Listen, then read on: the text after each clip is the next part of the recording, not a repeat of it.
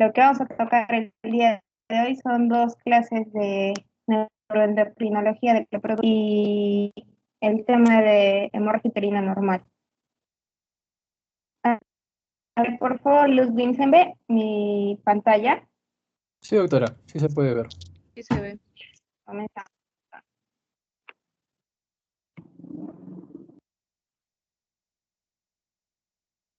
Si en algún momento se va la pantalla o algo, me avisan, ¿ya? Sí, doctora.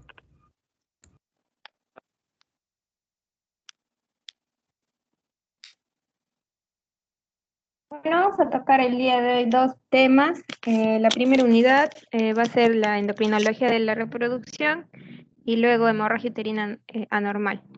Para comenzar, tienen que entender que la fisiología de los humanos es similar a los primates no humanos y nos conservamos idénticos desde nuestros antecesores desde hace más de 10.000 años.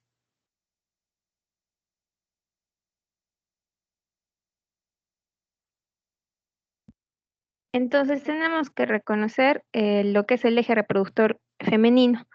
La endocrinología de la reproducción se tiene que entender como el estudio de las hormonas y de los factores neuroendocrinos que van a tener una repercusión y que se van a producir en los tejidos reproductivos y que repercuten en los mismos, ¿no?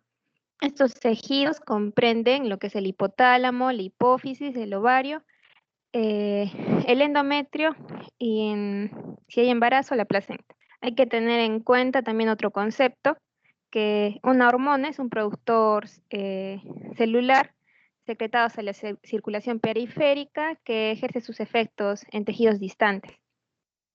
Entonces tenemos que comenzar, ¿no?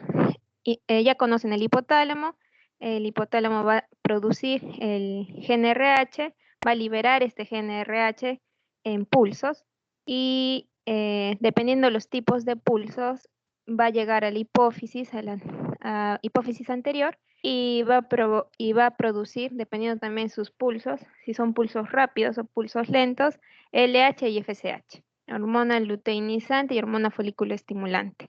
Estas van a tener sus repercusiones en el ovario y con eso vamos a tener todo el ciclo. Va a producir estrógenos, progesterona y testosterona que se van a evaluar en ciertos momentos y ciertos patrones. Y la expresión clínica, lo que nosotros podemos cuantificar o medir o evaluar, lo más común es en cuanto a las menstruaciones, ¿no? El único ciclo que es visible es el de la menstruación. Entonces vemos que es el hipotálamo con su hormona liberadora de gonadotrofinas, la GnRH, va a actuar en la hipófisis, en la hipófisis anterior. Esta va a liberar, dependiendo de los pulsos, el LH-FSH va a ir a las gónadas y esto va a provocar la maduración folicular y va a tener feedback negativos con este aumento de hormonas, ¿no? También hay feedback por algunas otras sustancias como el inhibina. Entonces, para evaluar los compartimentos tenemos que ver que hay un compartimiento, dependiendo dónde sea la falla o dependiendo qué es lo que vamos a evaluar, hay 4 compartimientos. El primero comprende lo que es útero y vagina, segundo compartimento el ovario, tercero hipófisis anterior y cuarto compartimiento sistema nervioso central, hipotálamo. ¿Cómo vemos la cronología? Entonces, ¿cómo es el factor reproductivo, endocrinológico, dependiendo de la edad de la paciente? Entonces empezamos en el embarazo, ¿no? En el embarazo los estrógenos van a pasar a través de la placenta y van a repercutir en el bebé, ¿no? Entonces el recién nacido niña va a tener un útero más grande, va a tener también esa secreción láctea llamada leche de brujas. Y luego del parto no van a pasar la hormona y ahí viene la niñez, ¿no? En la niñez va a haber una aquiescencia hormonal porque no hay función del hipotálamo, ¿no? También hay otros factores que modulan este estado de no desarrollo. Entonces va a haber un inhibidor intrínseco y también durante esta niñez también van a haber otros determinantes, ¿no? Determinantes genéticos, influencias alimentarias, entorno socioeconómico, estado de salud individual, actividad corporal, ubicación geográfica. Entonces, ¿por qué no se produce en este momento todavía ¿cuándo es el gatillo para que inicie la pubertad? O sea, la primera menstruación. Este inhibidor ya no va a funcionar. ¿Qué es lo que pasa? La niña tiene que tener un peso y talla críticos. Esto va a provocar que empiece la menstruación y los cambios puberales. Entonces, para que haya una activación en el eje, tiene que haber, y el aumento de estrógenos, que estos van a provocar los cambios puberales, hemos dicho que tiene que haber un peso crítico y un porcentaje de grasa, que van a empezar, ¿no?, con el inicio de los cambios físicos. El primero va a ser la telarquia, pubarquia, menarquia, y luego al año aproximadamente de la primera menstruación, o hasta los 2 años, la ovulación, ¿no?, propiamente dicha. Y tenemos que saber que ya se está disminuyendo aproximadamente 0.3 años por década de la menarquia, ¿no? Nuestras abuelitas aproximadamente menstruaban a los 18, 19 años, y eso va a ir disminuyendo con el paso de los años, ¿no? En cuanto a la biosíntesis y mecanismos de acción de todas las hormonas, se van a clasificar en esteroides o péptidos. Para esto tiene que haber una superficie, se van a encontrar dos tipos de receptores que en condiciones normales deben ser muy específicos y tener gran afinidad por sus ligandos. Podemos encontrar estos dos, ¿no? Los que son de superficie celular, que captan hormonas hidrosolubles, que son los péptidos, y los otros son ligandos intracelulares con hormonas lipófilas, y que van a ser más relacionados a lo que son los esteroides. Entonces, en cuanto a las hormonas peptídicas, vamos a encontrar dos grandes grupos: LH, FSH y HCG. La LH y la FSH son heterodímeros que contienen una subunidad alfa común con una unidad beta, y otros como la activina, inhibina, folistatina, que se encuentran en el líquido folicular, tienen efectos selectivos sobre la biosíntesis y secreción de la FSH, y se pueden encontrar hipófisis, ovarios, los testículos, la placenta, bueno, en bastantes órganos, ¿no? ¿Cuál es lo importante? Entender en cuanto al LH, FSH y HCG, que comparten esta subunidad alfa común, ¿no? Por ejemplo, a menudo los embarazos molares, ya van a tocar el tema de embarazo molar, producen grandes cantidades de HCG, ¿no?, que se pueden unir a otro tipo de receptores. Como hay bastante hormona, pueden confundirse y pueden provocar, ¿no?, un hipertiroidismo subclínico. Por eso también tienen que recordar ustedes, cuando hagan los exámenes de laboratorio, lo que nosotros pedimos en sangre para descartar embarazo no es por eso pedimos, ¿no?, lo que es la beta-HCG. Entonces, las hormonas esteroideas se pueden clasificar dependiendo, se pueden dividir en 3 grupos con base del número de átomos de carbono que pueden contener, y dependiendo, ¿no?, los de 21 carbonos se denominan los progestágenos, los glicocorticoides, mineralocorticoides, andrógenos, estrógenos con 18 carbonos. El doble enlace en el carbono 5 y 6 pueden ser la pregnolona, hidroxipregnolona. Bueno, ya es para que vayan leyendo todo esto, la clasificación. En cuanto a la esteroidogénesis, normalmente se sintetizan en las gónadas, glándulas suprarrenales y placenta, y el colesterol es la molécula básica. Su metabolismo se encuentra en el hígado y en menor proporción en riñones y mucosa intestinal. También se ve se puede excretar por orina. Y acá vamos a ver, ¿no?, 3 tipos de estrógenos en la vida de la mujer. Los más importantes es estrona, estradiol y estiol, E1, E2 y E3. Entonces, recordar siempre que el estradiol se encuentra en toda la vida reproductiva. La estrona es el estrógeno más importante durante la menopausia, y el estriol solo se encuentra cuando es la placenta. El estriol también, nuevamente en la vida reproductiva, los andrógenos se convierten en estrógenos en numerosos tejidos y a mayor actividad de la aromatasa se puede encontrar en la piel y el tejido adiposo. Esto también es importante porque muchas mujeres que sufren obesidad, tienen también un mayor cantidad de estrógenos justamente por esa conversión del producto de la aromatasa en el tejido celular, ¿no? Abundante. Y eso puede provocar lo que es problemas de hiperplasia endometrial o cáncer de endometrio. Es importante que entendamos, ¿no?, que las mujeres tenemos otro lugar de conversión de estrógenos por medio del tejido adiposo. Entonces acá podemos ver toda la clasificación y eso depende, ¿no?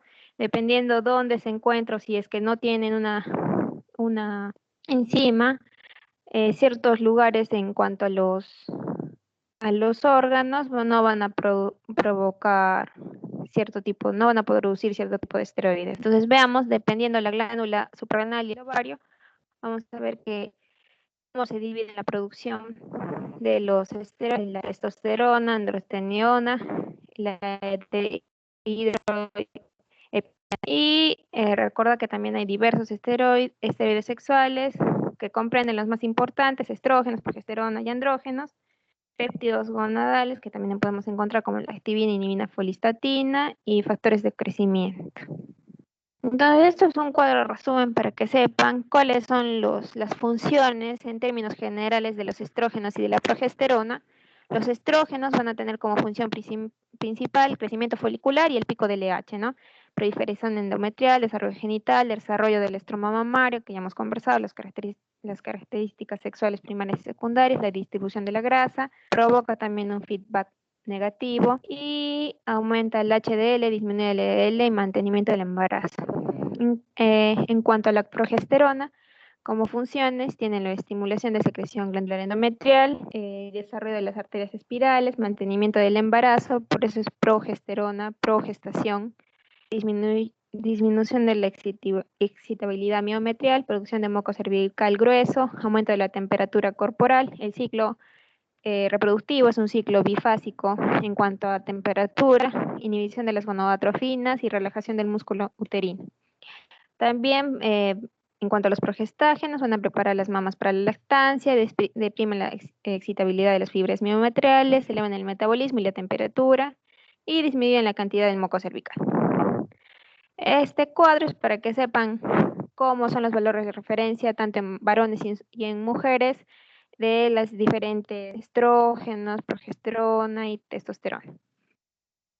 Entonces, en cuanto al transporte de hormonas esteroideas en la circulación, vamos a encontrar proteínas transportadoras inespecíficas o específicas, las inespecíficas como la albúmina, del 1 al 2% se encuentran libres y estas hormonas que están libres son las que tienen actividad biológica. Entonces vamos a ver este cuadro. Miremos, la célula, recordamos, ¿no? La hipófisis ha mandado mediante pulsos la producción PDFSH y LH, ¿no? Y estos van a actuar en cierto tipo de células del ovario. La FSH va a actuar en las células de la granulosa del ovario y la LH en las células de la teca. Acuérdense, LH solo tiene dos sílabas, teca también, o memotecnia. ¿Y cuáles van a ser sus repercusiones? La teca va a tener mediante una enzima, la desmolasa, va a convertir el colesterol en androstenediona y esta androstenediona, mediante la aromatasa, va a convertir el estrógeno, va a producir lo que son los estrógenos, ¿no? Entonces, este es el mecanismo por el cual se provocan los estrógenos. En cuanto a la síntesis de estrógenos a partir de los andrógenos, como comento, se tiene que ver lo que es la aromatasa, que se va a expresar en los ovarios, el tejido adiposo, la piel y el cerebro. También, nuevamente repito, hay una aromatización periférica que está más relacionada en personas que tienen sobrepeso u obesidad y van a provocar hemorragias endometriales, ¿no? Porque provocan el aumento de tejido celular subcutáneo.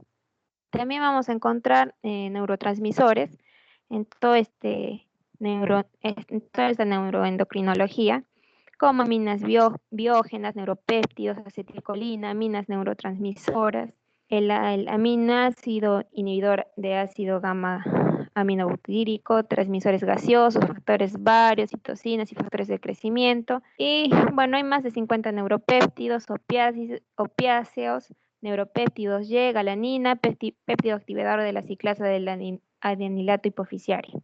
Entonces, todas estas endorfinas tienen una amplia variedad de funciones, ¿no? Que incluyen la regulación de la temperatura del aparato cardiovascular, respiratorio, percepción del dolor, del estado del ánimo y de la reproducción. Los opioides en el cerebro también tienen una función central en el ciclo menstrual por su presión tónica de la liberación hipotalámica de GnRH. Entonces ya empezamos a desglosar.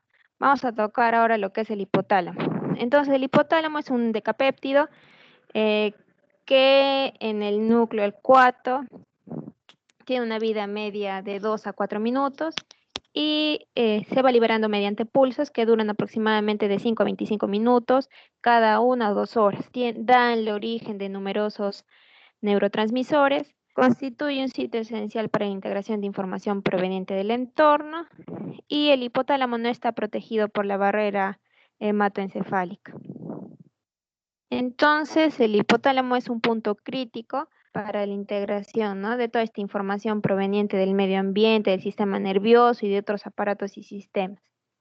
Entonces, vamos a ver que hay áreas y núcleos del hipotálamo en el núcleo 4 y en este núcleo 4 va a ser la secreción de la hormona liberadora que va a actuar en la adenopófisis, ¿no? Esta adenopófisis va a provocar la liberación de FSH y LH que van a actuar nuevamente sobre las células de la granuloma, que son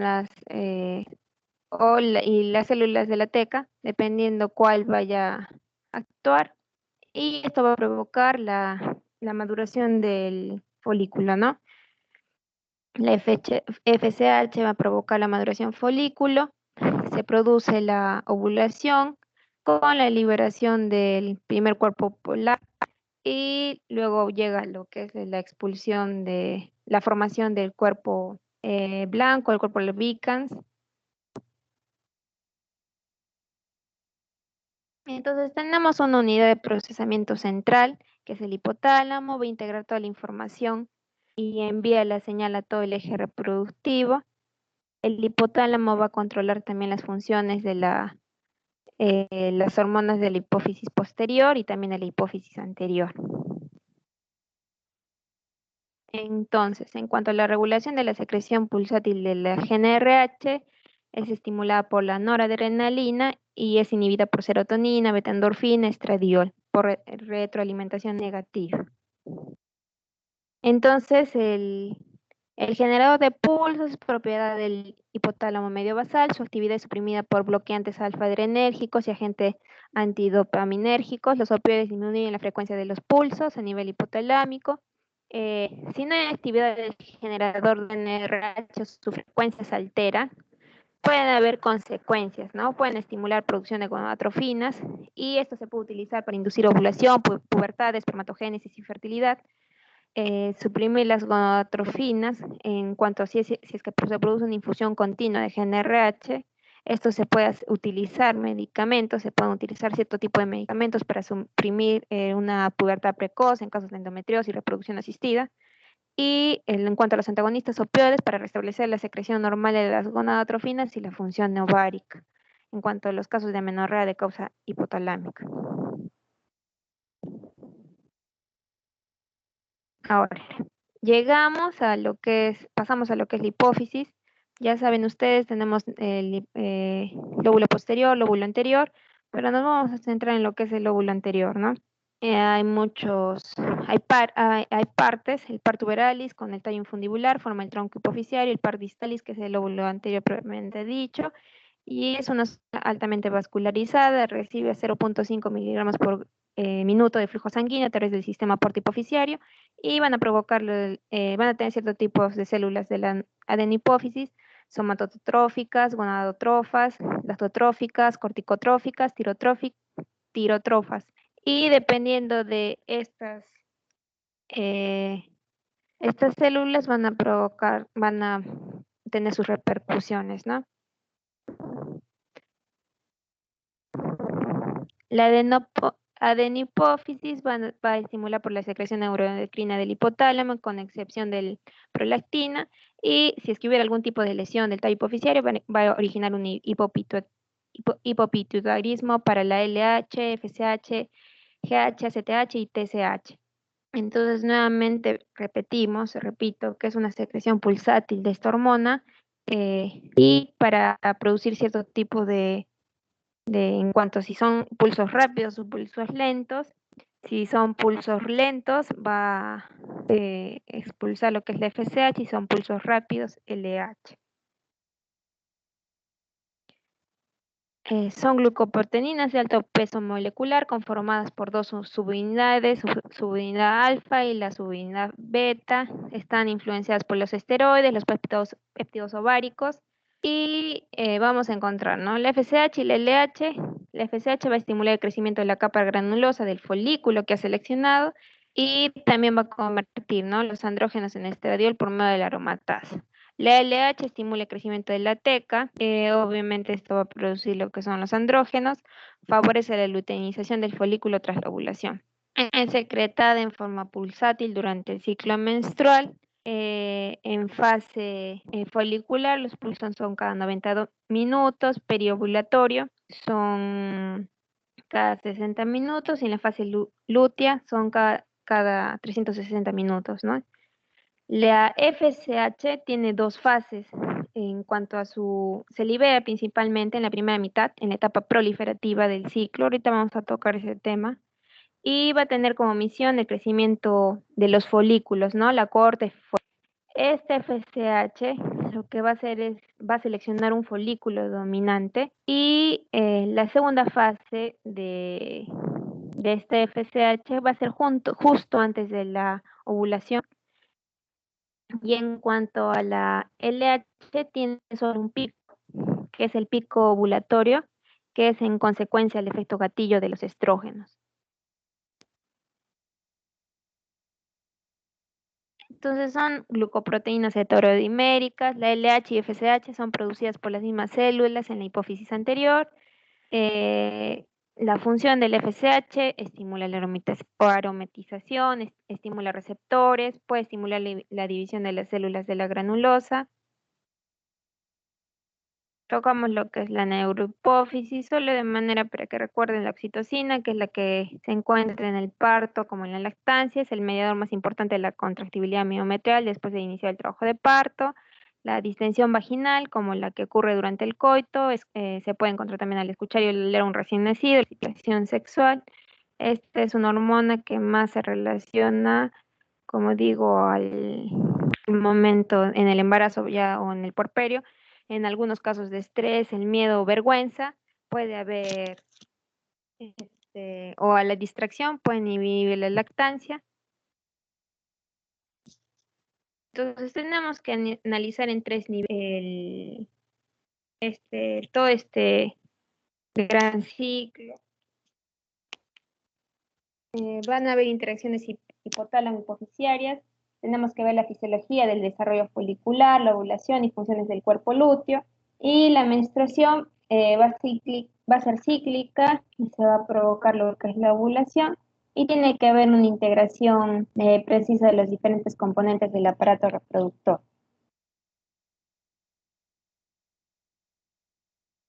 Cuando los niveles de los estrógenos exceden un valor umbral de 250 picogramos por mililitro por más de 36 horas, se va a dar el efecto inhibitorio, ¿no?, lo que es la retroalimentación negativa.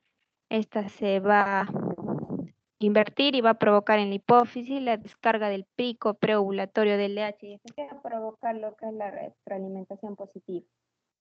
Bajo el influjo del folículo de Graf se luteiniza y va a formar el cuerpo lúteo, y es cuando se provoca, ¿no?, se produce el pico preovulatorio, y luego va a caer lo que es la LH. Al no haber cantidad del folículo, se luteiniza y va a liberar lo que es el óvulo. Y posteriormente, en este momento, se empieza a producir gran cantidad de progesterona y más o menos hace que se produzca en la segunda fase del ciclo ovárico mucha progesterona, ¿no? Preparando el endometrio para un futuro embarazo. Si hay éxito, hay embarazo, bueno, ya va a ser reemplazado incluso por la placenta, pero si este cuerpo amarillo no hubiera un embarazo, va a regresionar y va a formar o va a regresionar. Y en cuanto al cuerpo amarillo, este puede mantener el embarazo aproximadamente hasta 11, 12 semanas. Y en cuanto a si el generador de pulsos de GnRH ya no existe porque ya no hay inhibición de la progesterona y nuevamente se van a reclutar nuevos folículos, se va a iniciar un nuevo ciclo y ante la ausencia de esta disminución de la progesterona a nivel de esta fase va a venir lo que es la menstruación. Van a haber anomalías del eje hipotálamo-hipófisis, un hipogonadismo hipogonadotrófico que se pueden clasificar como anomalías del desarrollo adquiridas.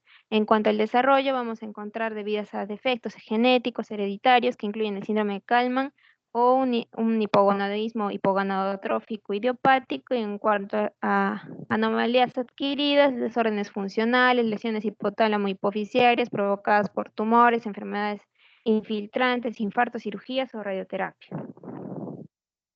Vamos a ver lo que es hiperprolactinemia, que pueden ser fisiológicas como en el embarazo, el sueño, la alimentación y el coito. Pueden también estar aumentadas si es que hay una estimulación en la pared torácica, succión, cirugías o perforación. Aumentadas también en cuanto a ciertos tipos por serotonina, noradrenalina, los opioides, los estrógenos y la TRH, por medicamentos como fenotecidas o inhibidores de la monoaminoxidasa, también por tumores, radioterapias, sarcoidosis, TBC, hipotiroidismo primario. Y vamos a ver también lo que son los prolactinomas, ¿no? Adenomas hipoficiarios más comunes que van a provocar galactorrea y amenorrea. Se tiene que dosar lo que es la prolactina sérica, que normalmente es menor de 20 y que sí puede estar aumentada en el embarazo. En cuanto a los exámenes, tenemos que hacer una resonancia magnética. El adenoma hipoficiario propiamente dicho son las causas más comunes de disfunción hipoficiaria adquirida. 10% de los tumores son intracraneales. La galactorrea y los trastornos menstruales y la esterilidad son síntomas comunes. Solo el 0.1 de los adenomas degenera en un carcinoma franco con metástasis.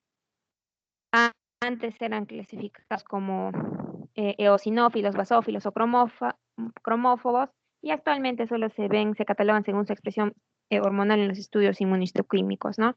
Se pueden agrupar también dependiendo de su tamaño en microadenomas, menor de 10 milímetros, y macroadenomas, y pueden ser encontrados también en forma aislada, adenoma monohormonal o combinada adenoma multihormonal. Entonces acá vemos, dependiendo del origen celular de los adenomas, qué tipo de tumor puede ser. Pueden ser lactotropos, gonadotropos o homototropos, dependiendo la estirpe celular. Corticotropos o tirotropos, ¿no? Entonces acá van a ver la distribución del producto hormonal, el síndrome clínico, los efectos en la función reproductiva, qué tipo de prueba tenemos que realizar, los resultados típicos y también vamos a ver lo que es el tratamiento. Esto ya también es para que lo lean en cuanto a los adenomas.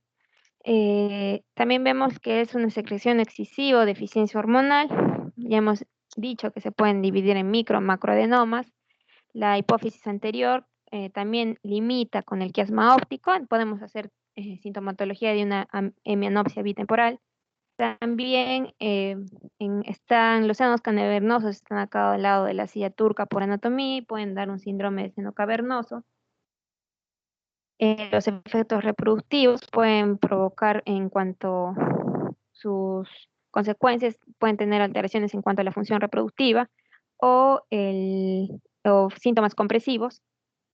En cuanto al embarazo, eh, esta hormona va a crecer, va a tener una hipertrofia y una hiperplasia de los lactotropos, y en gestantes se tiene que pedir pruebas de campos visuales si es que tiene el antecedente de algún tipo de adenoma o si es que tiene alteración visual.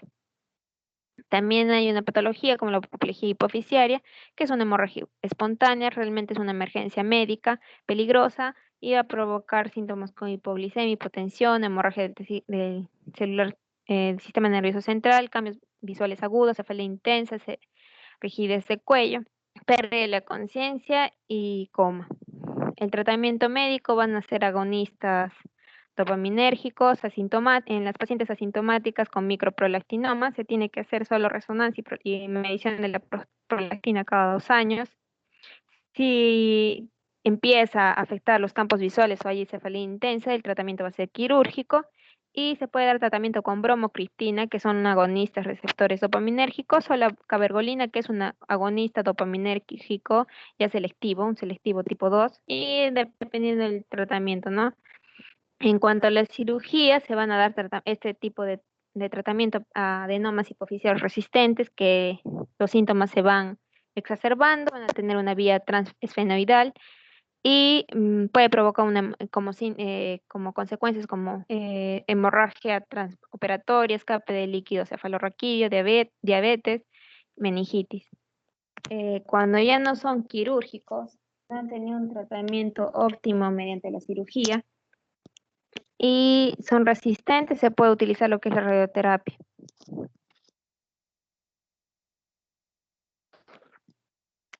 Ahora vamos a tocar, ya hemos tocado hipófisis, hemos tocado hipotálamo, ahora vamos a tocar lo que son los ovarios. Ya lo conocen por anatomía, son de forma ovalada, miden de 2 a 5 centímetros de longitud, de peso 5 a 10 gramos, tienen dos funciones, la producción de ovocitos y la fabricación de los esteroides y péptidos hormonales. Tienen 3 orígenes celulares en cuanto a la embriología: las células germinales, células del epitelio celómico, células mesenquimatosas, y tienen 3 partes: cortical, medular, hilio. Entonces tenemos que analizar, ¿no?, las células germinativas. Hasta un 99.9% de los gametos femeninos están en cuanto a un folículo primario. Primero iniciamos, ¿no?, con folículos primordiales, que pueden observarse en el saco vitelino desde la 3ª semana de la gestación. Luego, estas células primordiales alcanzan a la gónada y van a continuar multiplicándose a través de las mitosis sucesivas, ¿no? A partir de las 12 semanas, un grupo de estas ovogonias van a entrar en meiosis para transformarse en ovocitos primarios. El ovocito primario, que ya cuando tiene su revestimiento por células granulosas, se va a llamar folículo primordial, y van a tener, durante el avance de la edad, va a haber una pérdida de estos ovocitos. Va a pasar, dependiendo del aumento de las células, a folículo secundario, folículo antral temprano, folículo antral seleccionado, folículo preovulatorio, que es el que tiene mayor receptores de FSH, y cuando, dependiendo de la contractibilidad, en el pico, la ovulación, va a formar un folículo roto ovulatorio con su expulsión del cuerpo polar. Ahí ven el ovocito más corona radiada y se produce, ¿no?, la degeneración con el cuerpo amarillo, que eso más o menos se produce más o menos a la mitad del ciclo, el cuerpo amarillo a final del ciclo y el cuerpo blanco, ¿no? Todo este ovocito tiene la función de conservar el genoma, regulación de la unidad y activación de la meiosis. Las células de la granulosa tiene como función la síntesis de estrógenos a partir de los andrógenos, síntesis de proteínas y la respuesta al FSH y al LH posovulatorio. Células de la teca también tienen sus funciones, la síntesis de los andrógenos. Ya hemos conversado sobre las funciones de la teca, ¿no? Forman el cuerpo lúteo posovulación. Entonces, nuevamente volvemos al cuadro.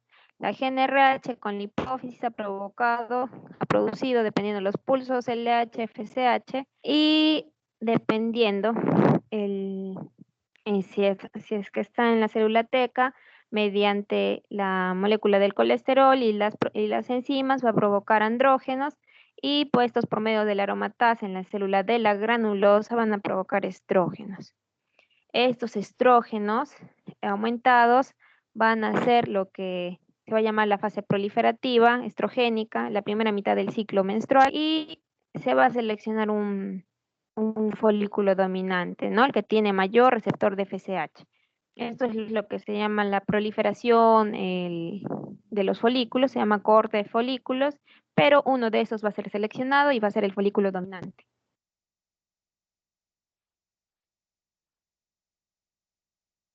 Entonces, el ovario tiene funciones gametogénicas y endocrinas, van a producir el proceso cíclico del desarrollo folicular, la ovulación, la formación del cuerpo lúteo, y si no hay embarazo, la regresión del cuerpo.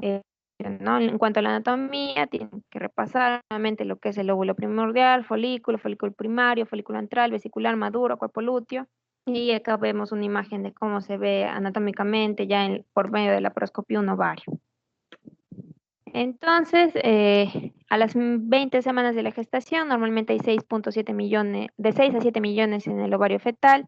Al nacimiento, algunos sufren de atresia y llega a 1 a 2 millones. En la pubertad solo hay 300.000 ovocitos disponibles o hasta 400.000. Y en estos, en las ovulaciones, solamente 400 a 500 folículos van a ovular durante toda la etapa reproductiva, a diferencia de los varones, ¿no? Nosotros empezamos, las mujeres, tenemos una cantidad específica de folículos, ¿no?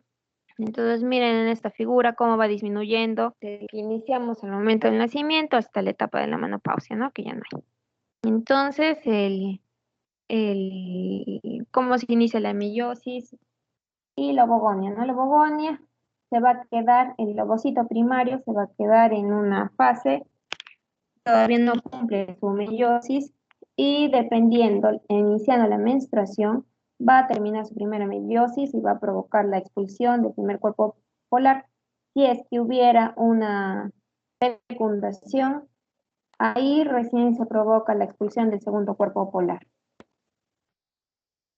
Las células primordiales llegan a las gónadas mediante divisiones mitóticas. Como dije, a las 12 semanas las ovogonias entran en meiosis, que son los ovocitos primarios, y dependiendo esta división meiótica recién se va a reanudar durante la ovulación en respuesta al pico del LH, y la meiosis va a completar cuando concluye la fertilización, ¿no? Si es que hubiera un embarazo. La fertilización se expulsa. Mediante la fertilización se expulsa recién el segundo cuerpo. Y este cuerpo corporal es el que contiene material cromosómico, pero muy poco citoplasma. Entonces, también, ya para que lo repasen también las células del estroma, vamos a encontrar también en cuanto a la esteroidogénesis, dónde se sintetizan durante la vida. La infancia puede producir estrógenos desde las 8 semanas, en la pubertad, el aumento de la secreción de LH, premenárquicas y posmenopáusicas, la cantidad de FSH es mayor a LH y los años reproductivos, LH mayor a FSH. En cuanto a la menopausia, la LH y la FSH se van a elevar, ya hay disminución de los folículos y los tejidos periféricos son los que van a convertir la estrona. Hemos dicho que la estrona se encuentra en la edad ya posmenopáusica y como hay pocos estrógenos es suficiente para proteger la pérdida ósea. Hay otros sistemas, el sistema activina inhibina folistatina. También es para que vean que también hay están involucrados también otros tipos de péptidos ováricos, inhibinas y activinas folistatinas, para que lo lean, factor de crecimiento similar a la insulina.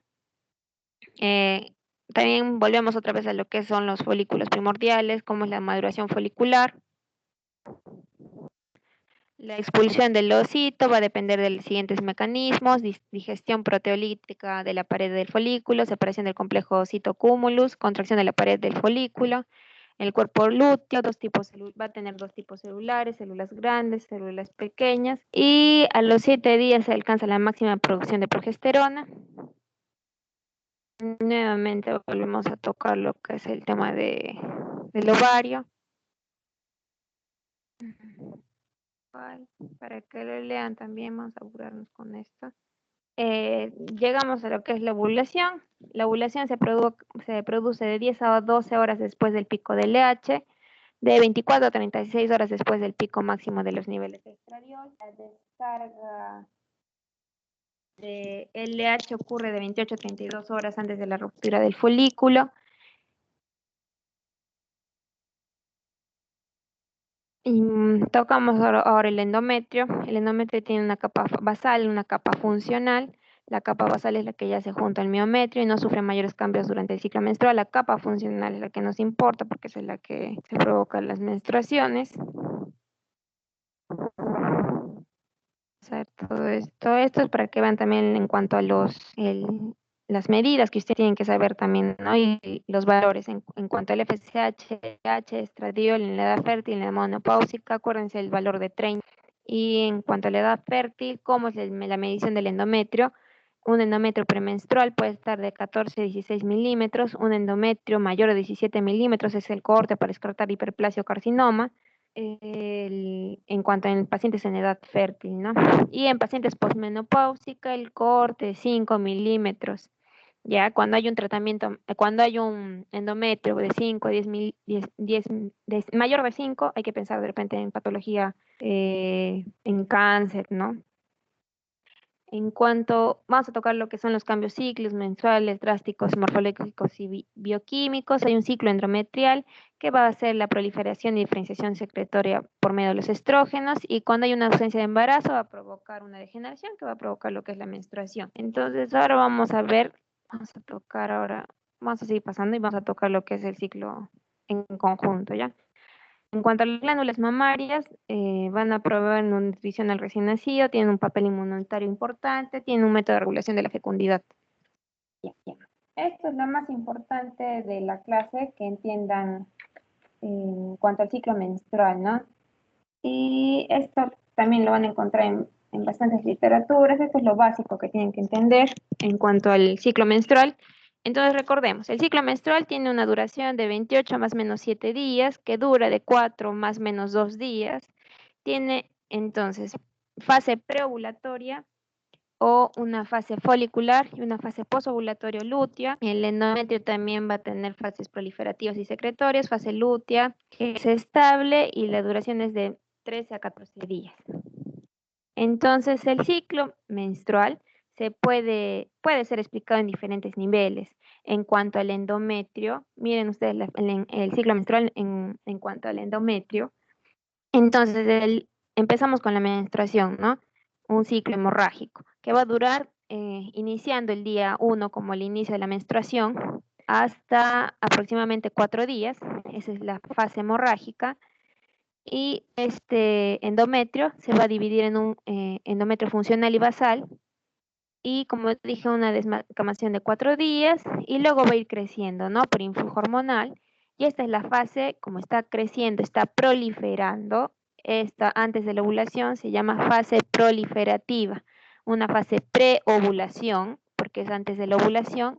Miren cómo va volviendo a crecer nuestro endometrio. Cuando este endometrio, cuando se da la ovulación, ya no va a crecer, sino lo que va a provocar es que se llene de glándulas, se llena las glándulas este endometrio, justamente porque está preparándose, tiene que ser un endometrio recontravascularizado, porque se está preparando para la futura, no sé, allá, se está preparando para la futura implantación de un embrión. Entonces, ya no vuelve a crecer, sino que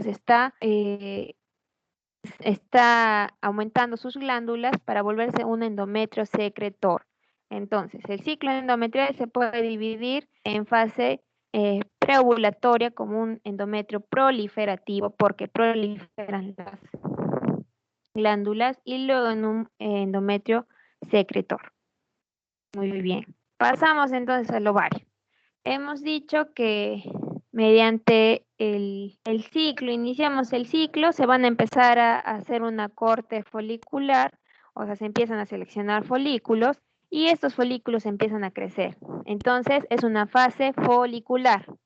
Estos folículos, hemos visto que dependiendo de las células, la granulomatosa, la teca, van a producir estrógenos. Como son varios folículos que están produciendo estrógenos, el estrógeno se va a ver elevado en esta fase. Entonces, es una fase folicular estrogénica, porque hay bastante producción de estrógenos. Entonces, esta fase estrogénica es la que va a ser responsable, ¿no? Como digo, del crecimiento endometrial. Entonces, se va a provocar la selección de un folículo dominante. Este folículo dominante va a tener la capacidad de seguir produciendo estrógenos por él mismo. Entonces, este folículo dominante, y al ver una cantidad aumentada de estrógenos, va a provocar un feedback negativo y va a ser lo que va a provocar el pico, ¿no? El pico en cuanto a las hormonas. Ahorita vamos a tocar lo de las hormonas.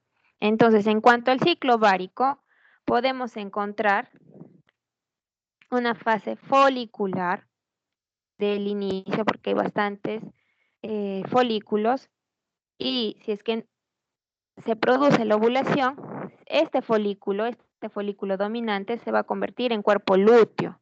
Entonces, una fase folicular y una fase luteínica por cuerpo lúteo.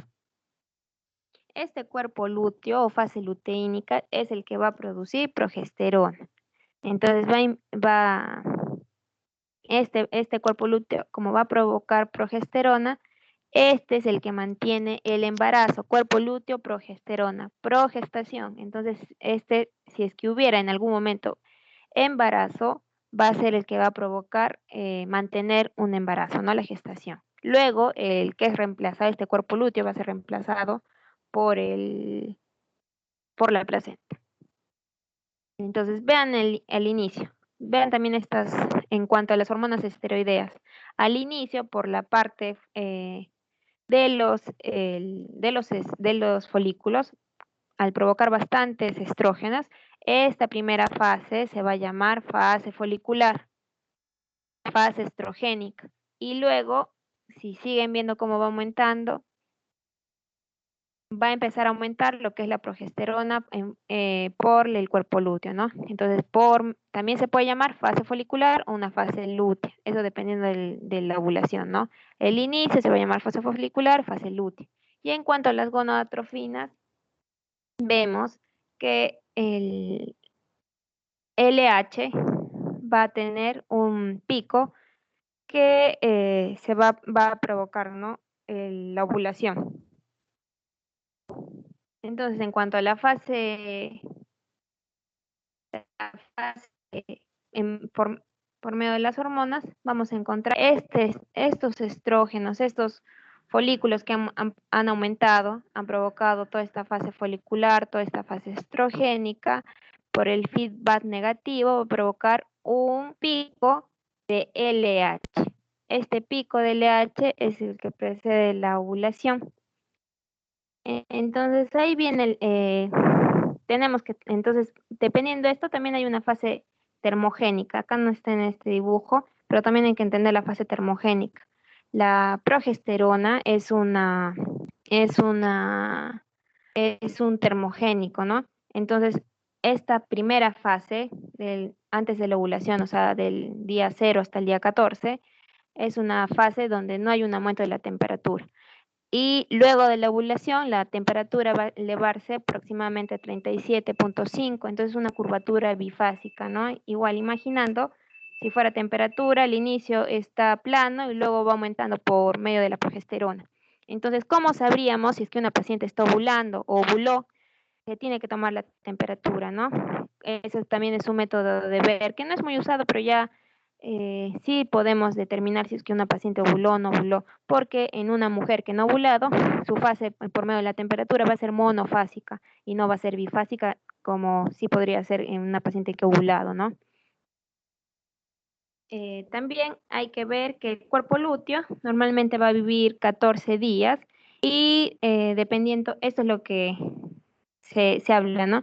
Lo que es estable, porque los ciclos menstruales pueden ser diferentes de persona a persona, pero lo que es estable es la fase lútea, que tiene una duración de 13 a 14 días. Entonces ahí viene la pregunta de examen, ¿no? Si tengo mi fecha, mis menstruaciones son de cada 30 días, pero mi fase lútea es de 13 a 14 días. 14 días es lo que más se utiliza. Entonces mi fase folicular va a ser la resta, ¿no? De 16 días. Igual, si tengo un ciclo de 32 días, la fase lútea es la estable, 14, entonces lo restante sería la fase folicular. Este es el cuadro más importante de toda esta clase de neuroendocrinología, ¿no? Cómo se forman en conjunto todos estos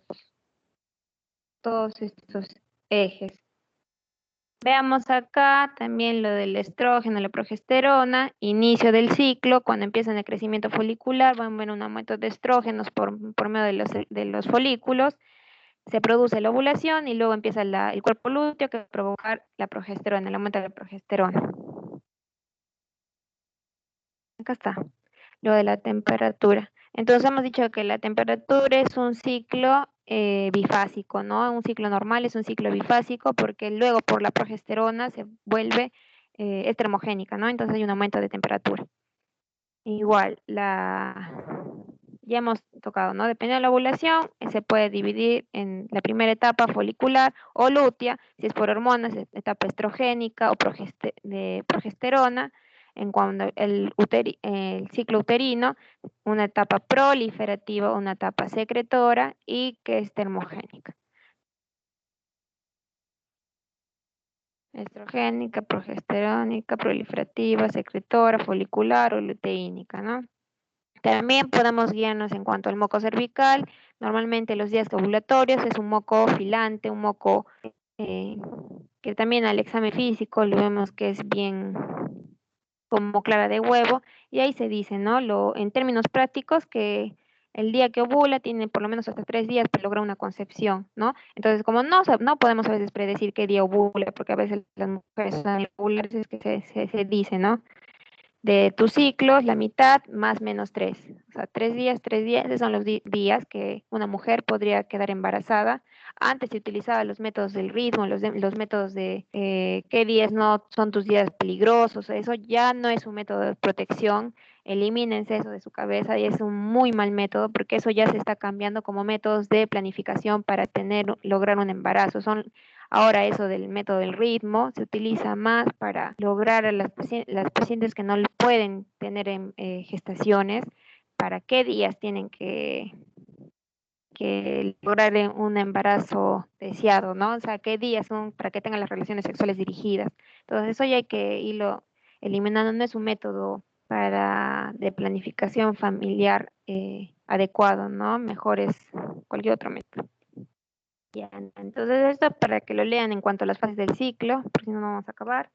La ovulación, también para que lo lean, es posible predecir la ovulación, solo lo único realmente, como les he dicho, es lo que la fase lútea, ¿no? Que es la única que es estable. Es difícil predecir la ovulación por todo lo que hemos hablado, pero lo normal es que más o menos el 14 días, si es que eres regular, un ciclo de 28 días, el día 14, ese sería tu día de ovulación.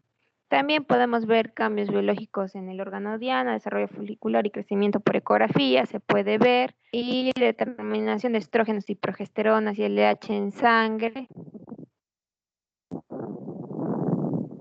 Como hemos dicho, las fases hemorrágica, menstrual, proliferativa o folicular, secretoria lútea, dependiendo de los días y en cuanto a cuántos días dura la fase hemorrágica, se puede encontrar del 1 al 4 días. Proliferativo folicular del día 4 hasta el día 14 y la secretoria lútea del 14 al 28, ¿no? Y con los folículos como van cambiando. Pasamos. Para que lo lean todo esto en cuanto a la teoría, la fase proliferativa, como se puede ver en cuanto a la histología. Y ya para terminar, el primer tema. ¿Por qué se va a producir la menstruación? Entonces va a haber un intercambio, ¿no? hay un cese del aporte de la progesterona y también hay unas enzimas, metaloproteináceas y otras enzimas proteolíticas, y eso va a provocar una fragmentación de la matriz extracelular del endometrio, y justamente por eso nosotros cuando tenemos nuestra menstruación, no es que sale en bloque, ¿no? No tenemos un sangrado y cae en bloque y ahí termina la menstruación. Justamente por estas enzimas es que tenemos un sangrado permanente, ¿no? Por tiempo. También hay factores de vasoconstricción y vasodilatación. Los que provocan vasoconstricción van a provocar, ¿no?, lo que es el desencadenamiento y control del sangrado menstrual, y también van a provocar lo que es la dismenorrea, ¿no?, el dolor menstrual. Justamente por eso se debe dar tratamiento con antiprostaglandínicos a los pacientes que sufren del problema de dismenorrea. Entonces, la menstruación, la primera, ya para términos y para acabar, la menarquia, la primera menstruación, periodicidad normalmente 24 a 34 días, duración de 3 a 5 días, la cantidad normalmente de 30 a 80 mililitros, y la menopausia, ya para que sepan, es la última menstruación, ¿no? ¿Alguna pregunta hasta acá? No, doctora. No, doctora.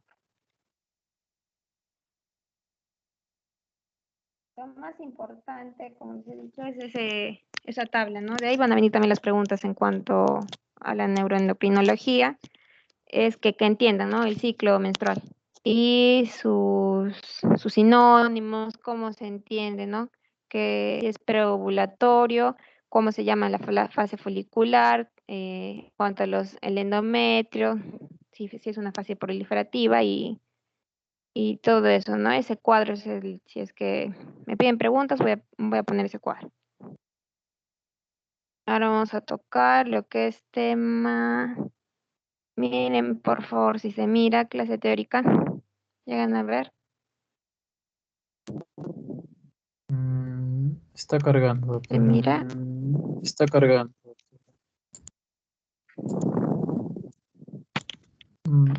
Se ve la última diapositiva, doctora. Yo la he visto cuando se vea la primera.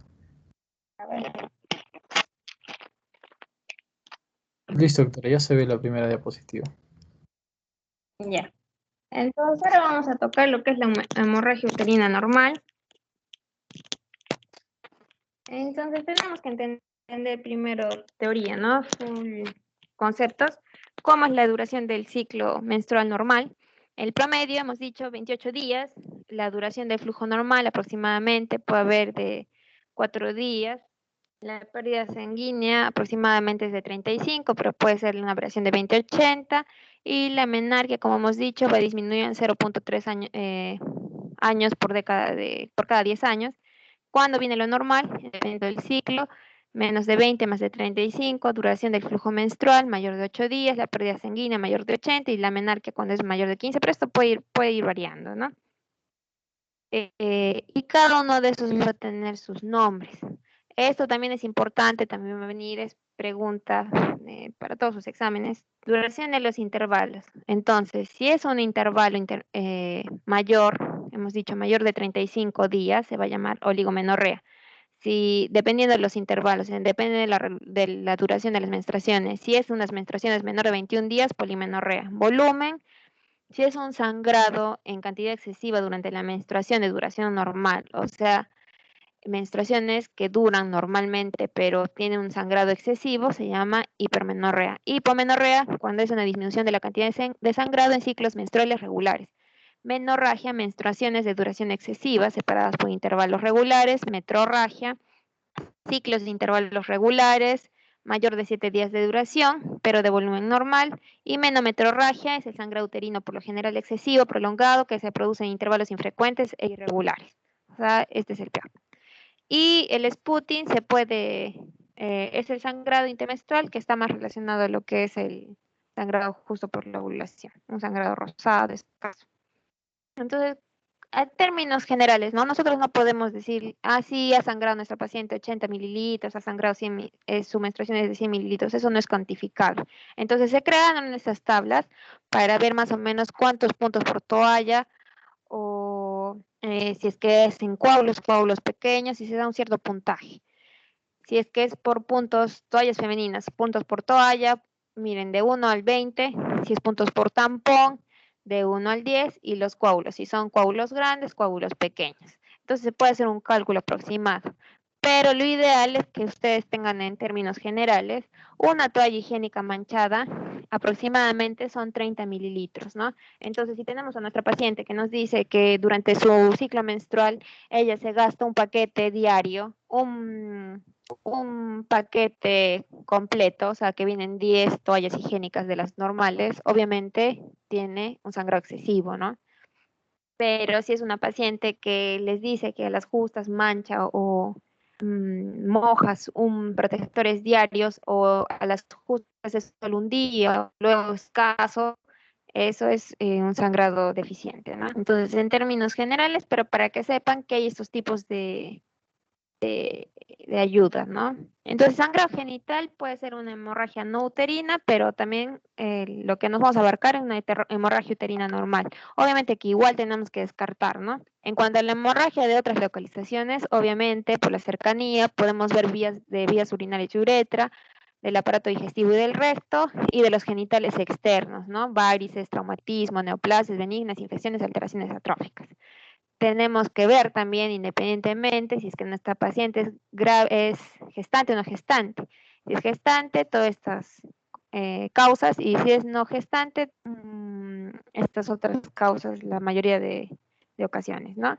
Pueden ser hemorragias no cíclicas, independientemente de la regla, metrorragia o cíclicas. Entonces, la hemorragia uterina normal puede ser iatrogénica, patología no ginecológica, y patología ginecológica, patología orgánica y patología funcional. En cuanto a la hemorragia uterina normal, la disfuncional es un 75%, lesiones, o sea, anatómicas 25%, de estas hemorragias uterinas anormales, un 90% es por causa no ovulatoria y un 10% por causa ovulatoria. La frecuencia en años, fíjense, la mayoría está en mayores de 40, menores de 20, esa es la frecuencia más importante porque son en las que se encargan las pacientes perimenopáusicas o puberales, en las que se encuentran los mayores casos de hemorragia uterina disfuncional por ciclos anovulatorios. Entonces, las entidades que pueden incluir un diagnóstico diferencial para que lo lean en cuanto a hemorragia uterina disfuncional, anovulatorio, ovulatoria, lesiones orgánicas, todas estas lesiones y anormalidades del origen general o sistémicas. Entonces, las causas de hemorragia, la mayoría de los sangrados uterinos anómalos se producen por disovulación, menarquia y perimenopausia. Esto es lo que quiero que sepan en cuanto a la hemorragia disfuncional por ciclos anovulatorios, que están cerca de la menarquia y la perimenopausia, pero las causas de la hemorragia orgánicas se pueden dividir en dos. Esto es como una forma para que se ayuden. Estructurales, palma, ¿no? Para que se acuerden. Polipoadenomiosis, leiomioma y malignidad. Y no estructurales, se acuerdan de un índice, pueden ser inespecíficas, disovulación, iatrogénica, coagulopatía y endometrial. Estructurales, PALM. Y no estructurales, índice, inespecífica, disovulación, iatrogénica, coagulopatía y endometrial. Causas de hemorragia uterina disfuncional pueden ser hemorragia anovulatoria, disfunción del cuerpo lúteo, endometrio atrófico, causas orgánicas, leiomioma, pólipo, endometritis dispositivo, lo que hemos conversado. Anormalidades de la hemorragia uterina normal pueden ser leomiomas, enfermedad inflamatoria pélvica, adenomiosis, complicaciones del embarazo temprano, aborto, embarazo ectópico, mole y tifoide. Entonces, en el diagnóstico tenemos que hacer ideal primero una exploración ginecológica porque podemos ver que puede haber un sangrado no ginecológico, que puede ser un sangrado del sistema urinario, del recto o de los mismos de labios mayores, menores, del introito vaginal, por golpes, que si luego tenemos que hacer una exploración ginecológica exhaustiva. Se pasa lo que es la ecografía, hacemos una ecografía, que es el método uno de los métodos que nos ayudan para ver si es que hay una hemorragia, para ver el útero, para ver de dónde está viniendo esta hemorragia. Y si es que merita o necesitamos, nos podemos hacer uso de la histeroscopía. Ya saben que la histeroscopía, en cuanto a los casos de sangre uterino normal, el objetivo de diagnóstico es descartar un embarazo o cáncer e identificar alguna anormalidad primaria que permita el tratamiento óptimo. El objetivo de esto es descartar un embarazo o identificar un cáncer, ¿no? Entonces, el primer paso de la evaluación va a ser descartar iatrogenia y otras no ginecológicas o causas ginecológicas orgánicas, ¿no? Si es que tiene algún pólipo, mioma, alguna lesión en canal vaginal, qué sé yo. Entonces, el diagnóstico diferencial, para que lo lean, qué podría ser y cómo podríamos descartar. Entonces, la mayoría de los ciclos, la mayoría de estos ciclos anovulatorios se producen en los inicios de la vida, ¿no? En pacientes cerca a la menarquia y pacientes perimenopáusicas, ¿no? Estos son los más frecuentes en cuanto a la hemorragia uterina disfuncional, los ciclos anovulatorios. Los ciclos ovulatorios normalmente no presentan estas patologías. En segundo paso, vamos a conocer la naturaleza, si es que es un ciclo anovulatorio o ovulatorio de la hemorragia. Entonces, un ciclo ovulator va a tener deficiente producción hormonal y el ciclo anovulatorio va a tener una estimulación continuada del endometrio por los estrógenos sin el aporte de la progesterona. Esto puede ser por una alteración de los mecanismos locales de la hemostasia. Y en mujeres con excesiva ganancia ponderal, astenia, estreñimiento, caída de cabello, hay que descartar hipotiroidismo, hay que descartar otras patologías. En caso de galactorrea, cefaleas, alteraciones visuales, descartar hiperprolactinemia. Y en obesidad y hirsutismo, descartar síndrome de ovario poliquístico, ¿no? Entonces, la hemorragia disfuncional es una hemorragia normal proveniente del endometrio uterino, no relacionada con lesiones anatómicas del útero. La hemorragia uterina disfuncional puede estar asociadamente generalmente alteraciones de la función ovárica y periodos de anovulación, pueden observarse ciclos ovulatorios, puede ser producto de efectos del cuerpo lúteo, hemorragia intermenstrual. El diagnóstico requiere demostrar ciclo anovulatorio y descartar causas orgánicas de metrorragia. Entonces, nuevamente repito, el 80% de la hemorragia uterina disfuncional son por ciclos anovulatorios y el 20% disfunción del cuerpo lúteo endometrio atrófico. Hay también causas de pseudohemorragia uterina, la fisiopatología, también ya para que lo terminen leyendo. Hemos dicho que hay dos tipos de hemorragia, la ovulatoria. ¿Por qué se profuso el sangrado anovulatorio? Porque no es universal, involucra porciones del endometrio, son parches, hay una fragilidad del tejido hiperplásico vascular endomatoso y hay una ruptura desordenada del tejido denso con la consecuente apertura de canales vasculares, ¿no? Como es en parches, hay un sangrado por eso mayor y no hay una vasoconstricción rítmica. Existe también un riesgo de anemia ferropénica cuando la pérdida menstrual excede los 60 cc.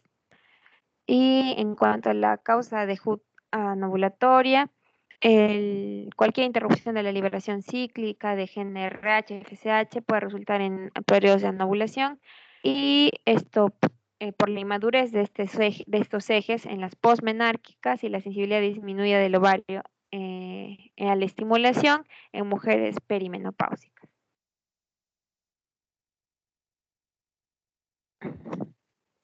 Siempre cuando vean algún tipo de hemorragia uterina normal y más en la adolescente, siempre hay que pensar en embarazo, hay que pensar en ello hasta descartar lo contrario. No se dejen engañar, hay que descartar patología del primer trimestre, ecografía, dosaje de beta-HCG.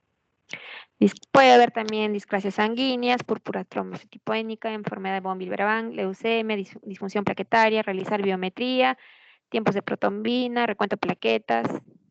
Causas cervicales, puede haber un cáncer avanzado, infecciones, cervicitis, condilomas y pólipos, un pólipo sangrante, igual un condiloma, carcinoma cervical. En lesiones vaginales puede ser también por vaginitis, cuerpos extraños, cáncer vaginal.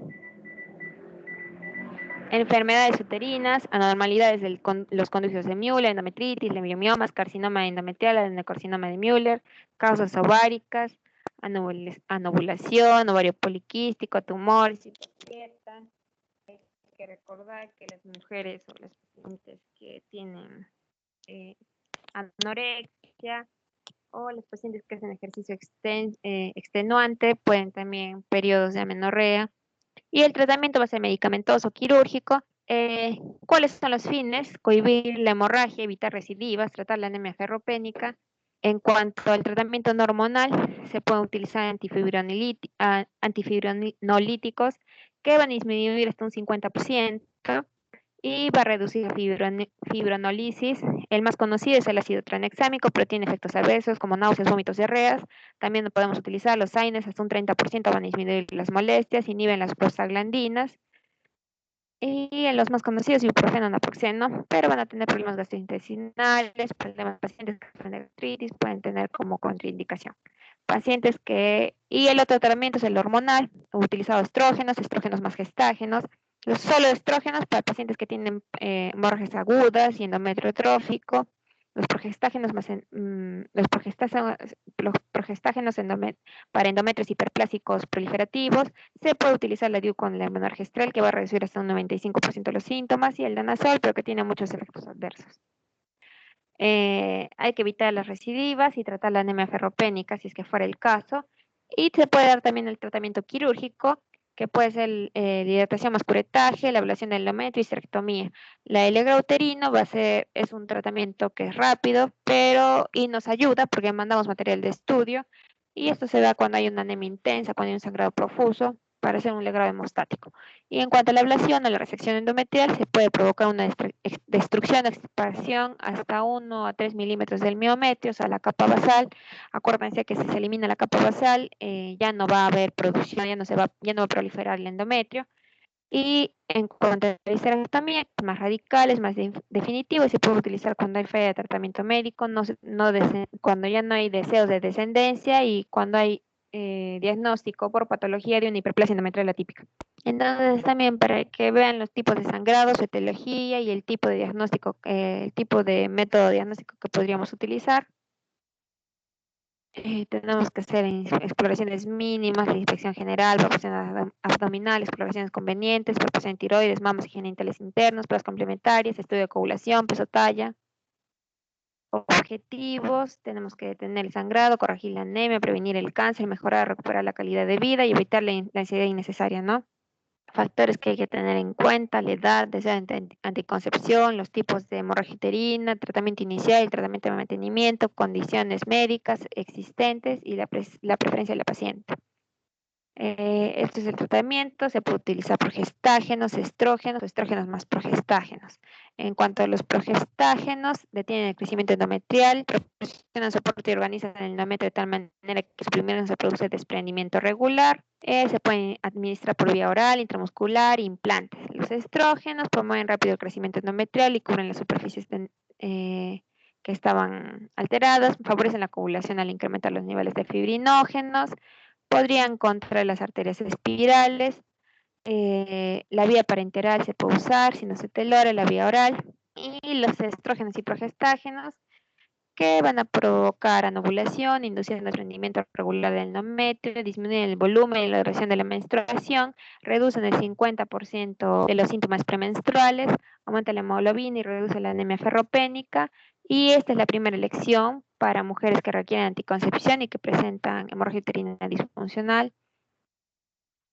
Entonces esto, para que vean, ¿no? En cuanto a la edad, en la niñez el 90% va a ser por causas orgánicas, en la juventud 75% por causas disfuncionales, en la madurez se divide, ¿no?, en orgánicas en 75%, pero las perimenopáusicas la mayor razón por causas disfuncionales, y posmenopáusicas casi siempre orgánico.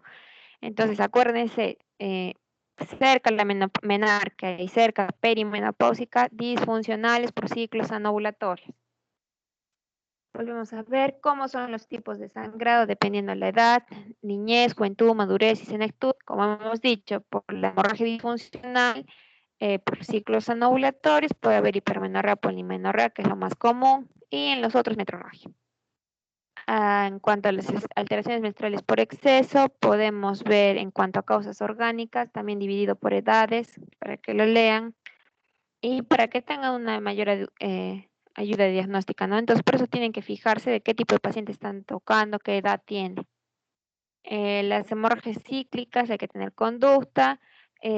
Esto es importante, ¿no? En las hemorragias pacientes que son obesas, la primera medida es la reducción de peso, porque hemos dicho, ¿no? Paciente obesa que tiene tejido de grasa, tejido adiposo en gran cantidad, van a provocar una conversión, ¿no?, por medio de la aromatasa en estrógenos. Entonces, estas pacientes van a tener un aumento de estrógenos y esto va a aumentar también que puedan llegar a tener un hiperplasia endometrial. Entonces, la primera medida en pacientes gorditas, van a encontrar eso en pacientes que tienen síndrome de ovario poliquístico, en pacientes que, bueno, ya posmenopáusica, que tienen cáncer de endometrio, van a ver que su fenotipo son pacientes gorditas, ¿no?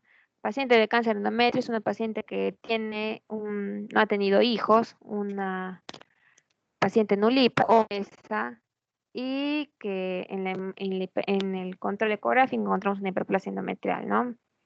Entonces, ustedes, la primera medida en pacientes obesas, la primera medida va a ser la reducción de peso. Esto es lo más importante. Entonces, para que vean qué tipos de exámenes y tenemos que hacer pacientes que tienen una metrorragia normal, lo primero, hacemos una análisis y exploración física, si es positivo, y no se confíen nuevamente, miren cómo está este cuadro. Lo primero que se tiene que hacer, prueba de embarazo. Luego también tenemos que pedir otros exámenes, TSH, estudios de coagulación, prolactina, prueba de frotis de Papa Nicolau, biometría. Y si es una expulsión intensa aguda, se puede hacer un curetaje uterino. Y si es que tienen potación ortoestática con una hemoglobina menor de 7, tendré que ver la hospitalización y considerar la transfusión, ¿no? Y si es que no es una hemoglobina menor de 7, el tratamiento sería ambulatorio. Pero si tiene expulsión anormal crónica y tiene gran riesgo de neoplasia uterina o riesgo pequeño, haremos también, ¿no? Un coretaje uterino, pero biópsico, para tomar una muestra que puede ser por medio de histeroscopía o por una ecografía. Y tenemos que ver también la cavidad normal, ¿no? Si es una cavidad normal, se da una observación o continuación del tratamiento médico, pero si no, como digo, ¿no? La histeroscopía, el grado uterino, para ver de dónde es este sangrado. Esto es en cuanto al tratamiento médico, la menorragia. Como hemos dicho, los estrógenos conjugados es el primer tratamiento de elección. Y tratamiento a largo plazo se puede usar el ácido tranexámico, los AINES y también lo que dije, ¿no? El danazol, pero que tiene muchos efectos adversos. También se puede utilizar algún tipo de DIU, la DIU del Energestre.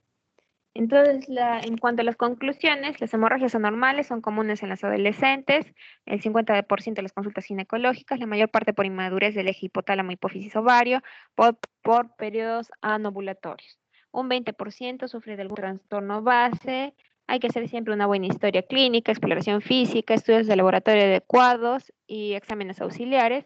Y el tratamiento dirigido hay que hacerlo. No podemos dar un tratamiento hormonal, si es que no sabemos la causa base, ¿no? Primero tenemos que hacer todo el tipo de descarte, por eso hemos dicho ecografía, legrado, histeroscopía, y luego de eso se da el tratamiento, ¿sí?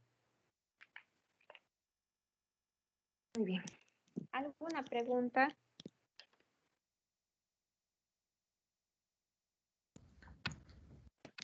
No, doctora. No, doctora. Nadie. Entonces, para que recuerden en cuanto a la neuroendocrinología, lo que tienen que estudiar es el ciclo menstrual propiamente dicho y cómo es la interacción de todos los ejes del ciclo menstrual y hemorragia uterina. Obviamente no tienen que saber la terminología y el tratamiento, ¿sí? Muy bien. No se olviden, ¿no? Lo de la distribución por edades, estos cuadros. ¿Están viendo? Los cuadros negros que he mostrado, ¿no? En cuanto a la edad. Bueno, les voy a pasar las diapositivas ya para que lo lean después. No queda entonces ninguna duda.